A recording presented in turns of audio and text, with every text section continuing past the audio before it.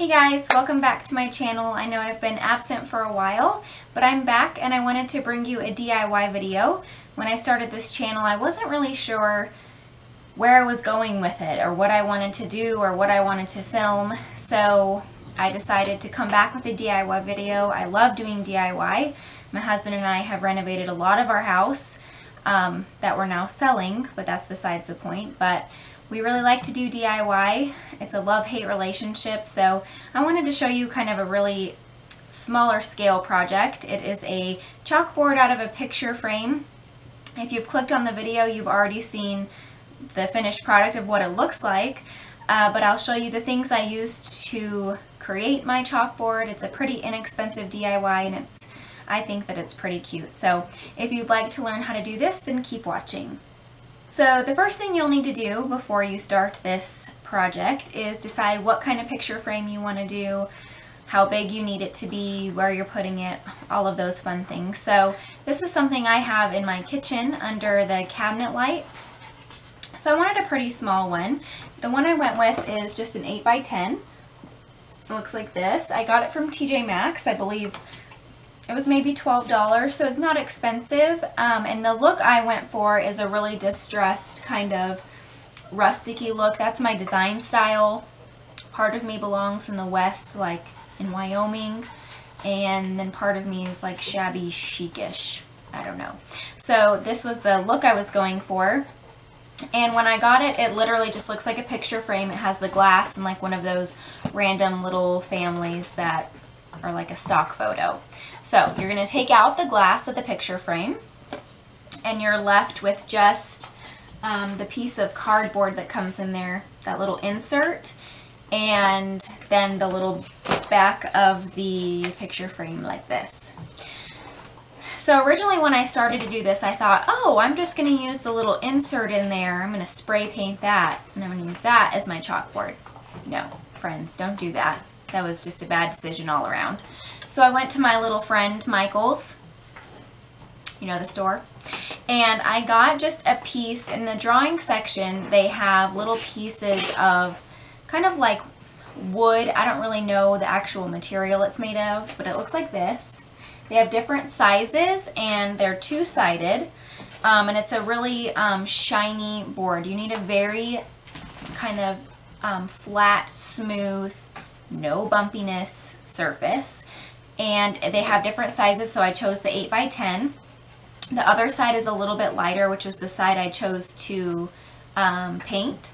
So you're going to take that, and all I used to create the chalkboard was actually this chalkboard paint. There is so much chalkboard paint going on right now. It's the world of Pinterest. I'm sure there are a ton of videos on this. Excuse the dog. She is playing a game where she shoves things under the furniture, and then I'm supposed to retrieve them. So if you hear that, that's what it is. This is the culprit, in case you wanted to see what she looked like. So anyway, there's a bunch of different kinds you can choose from. I just went with this one. It was maybe like $5, $6. I got it from Lowe's. And it was so simple. I have so much left. It doesn't take a lot. This took me 2 tries. The first time, I recommend like a trial and error effort on a random piece of something. Because the first time I did it, I am not a good spray painter. My husband would attest to that. He is like a professional spray painter. It's not something that I major in, so the best thing I can tell you to do is make sure that when you're doing it, you shake it up like an excessive amount, and you're going to do really fine strokes. So you're going to take your board right here, and when you do it, you need to pick a direction you're going to go in. So I literally went side to side, and it has to be fluid. Don't like go and stop, go and stop. It needs to be like, do you like those effects? It needs to be like that. If you don't do it like that, you're going to start to see like the lines, even though like so many of them say that they blend. It's not true. Don't believe it. So that's my biggest recommendation there. So it creates like a really nice matte black finish. And you need to do, I did 2 separate coats, and I let it dry for a good amount of time. The directions on here, let's see. Hold can 8 to 10 inches from surface. Move can back and forth, releasing button after each stroke. See, I followed their directions and I did not approve. Thank you, Valspar. And it says to make sure you overlap each stroke. 2 thin coats are recommended. Recoat anytime. Dry to handle in 1 hour. Yeah, I didn't handle it for a long time because I wasn't just going to put like a blank chalkboard up. Dogs do not want this video to happen. Moving on. So, I recommend a trial and error stage. Try the way that the directions say on your can, and then you can try the way that I did. And I guess just see what works better for you. So I let it dry for probably about 6 hours until it was extremely dry. Of course, I did this in our summertime. I live on the East Coast. It's very humid and things really don't dry. If you live in the humidity, you know what I'm talking about. So just give it a really long time to dry, which is hard for me. I'm a very impatient person, so I literally had to just do another project and try and forget about it, or I probably would have ruined it. The next thing I did was I wanted to find kind of a phrase or something I wanted to put on the chalkboard. That is the whole point, right? So I just found some different sayings. I try to change it up as much as I can. It's just something fun. I think it's really cute for wherever you want to put it, especially if you can put it near like a little light or something like that. And then you're going to need some chalk. So the chalk that I use is really simple. It's by Crayola. It's just the Crayola chalk. There's 12 of them in here. I don't know where I got it. Probably Target, I would imagine, or anywhere that would have something like that. And then what I did is I tried to kind of teach myself how to do different letters.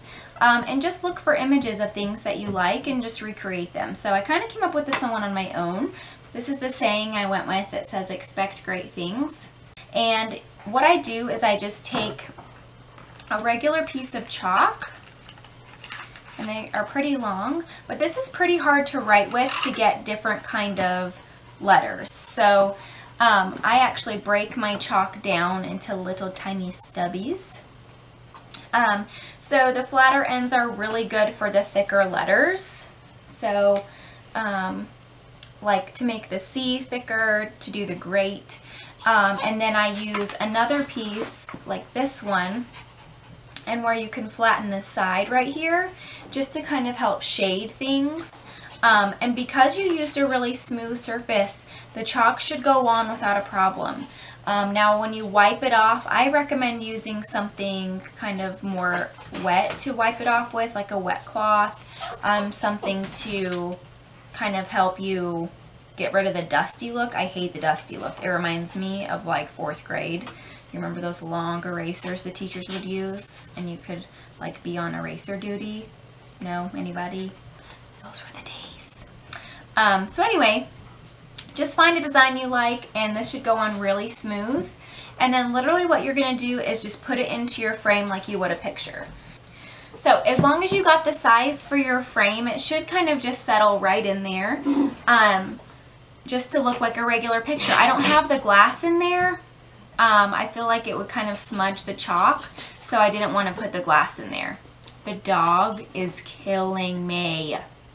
So, depending on what size you got, it will just fit right in there. And then to display it, you're just going to need some kind of plate holder, I think they're called. Again, a TJ Maxx find. And it's just this little stand. So, a couple of things. You could mount it to the wall. There's a little wall mount right back here. Ignore my chipping nails that I painted yesterday. Or you could just set it on the counter or wherever you're setting it, and it just looks like this. And your frame will rest right in here, like so. And then you're all done. You can change it for the holidays. I change it for Christmas and Thanksgiving, and all of the other fun ones. So I hope that you enjoyed this video, and it is such an easy project. If you try it, let me know. And I look forward to seeing you guys in my next video. Bye!